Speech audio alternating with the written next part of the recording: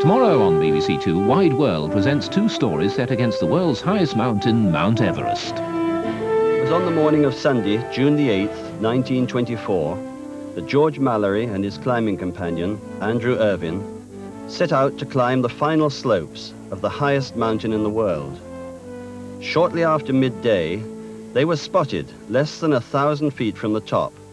Then, clouds rolled in and they were never seen again. Atherton, are you on for a really first-class show? Well, I'm not for climbing up Mount Everest, if that's what you mean. Don't let's forget the last expedition. Well, Irvine and Mallory got within 1,000 feet of it. Yes, but they never came back. A good plane, camera shooting down, you could record every detail. I wonder. Wideworld, Men and Mountains, tomorrow at 8:10 here on 2. And this is how Wideworld fits into our lineup for the coming evening on 2. At 6 o'clock, Dirk Bogarde stars as Sebastian, a Secret Service codebreaker in the comedy thriller co-starring Lily Palmer. There's a preview of the Calgary Winter Olympics at 7:35, and then at 7:40, the music and the events of 1959, a vintage rock and roll year. Castro takes over, the Dalai Lama flees Tibet, American monkeys go into space, and the music comes from Russ Conway, Eddie Cochran, Ray Charles, Cliff Richard, and Connie Francis. A vintage rock and roll year indeed. Wideworld's at 8:10 for that look at two attempts to scale Everest. There's a comedy just behind the front line with MASH at 9, and at 9:25 we reach the conclusion of Campaign.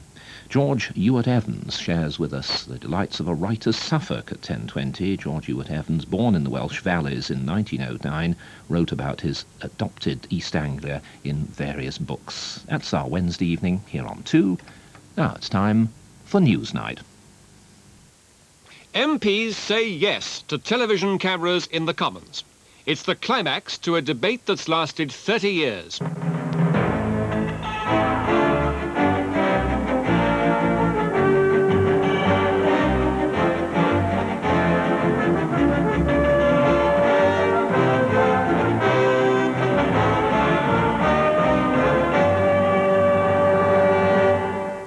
Good evening. MPs have voted to put behind them more than 3 decades of the television age in which the cameras have been excluded from the Commons. By a decisive majority of 54, they've said yes to passing on to a select committee the idea of an experimental 6-month trial of cameras in the House.